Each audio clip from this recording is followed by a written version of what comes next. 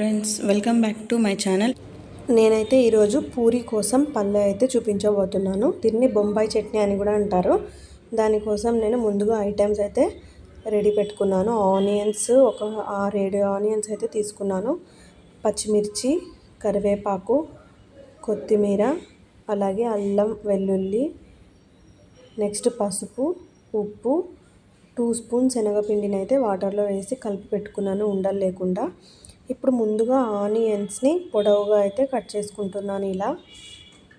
ఇందులో main ingredient వచ్చేసి ఆనియన్ని ఇలా చిన్న చిన్న పీసెస్గా ఇలా పొడవుగా కట్ చేసుకోవాలి. ఆనియన్ కట్ చేసుకున్న తర్వాత మిక్సీ జార్ తీసుకొని అందులో పచ్చిమిర్చి వేసుకొని నెక్స్ట్ పొట్టు తీసి పెట్టుకున్న వెల్లుల్లి కూడా వేసుకుంటున్నాను. నెక్స్ట్ అల్లం కూడా వేసుకోవాలి. అలాగే వాష్ చేసి పెట్టుకున్న కొత్తిమీర, కొంచెం సాల్ట్ కూడా వేసుకొని మిక్సీలో వేసుకొని వీటిని మెత్తగా పేస్ట్ చేసుకుంటున్నాను.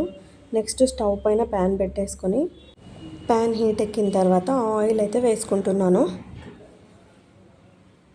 ఆయిల్ వేసుకున్న తర్వాత హీట్ ఎక్కాక ఇందులోకి జీలకర్ర, ఆవాలు, అలాగే ఇంగువ కొంచెం వేసుకుంటున్నాను.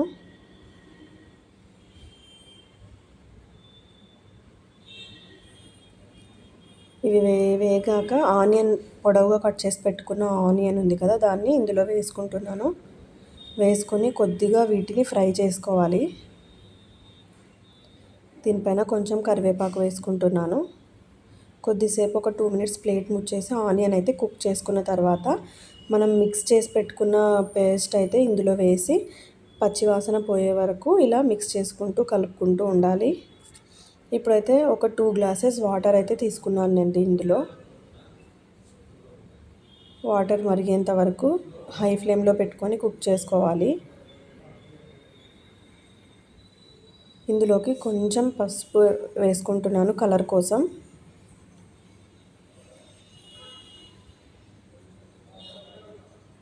వాటర్ మరిగిన తర్వాత ఇలా మరుగుతూ ఉన్నప్పుడు మనం శనగపిండిని మిక్స్ చేసి పెట్టుకున్నాం కదా వాటర్లో, ఉండలు లేకుండా దాన్ని అయితే ఇందులో వేసుకొని కలుపుకుంటూ ఉండాలి. ఉండలు కట్టకుండా ఇలా ప్లేట్ ముచ్చేసి లో ఫ్లేమ్లో పెట్టుకొని ఇప్పుడు కుక్ చేసుకోవాలి దీన్ని.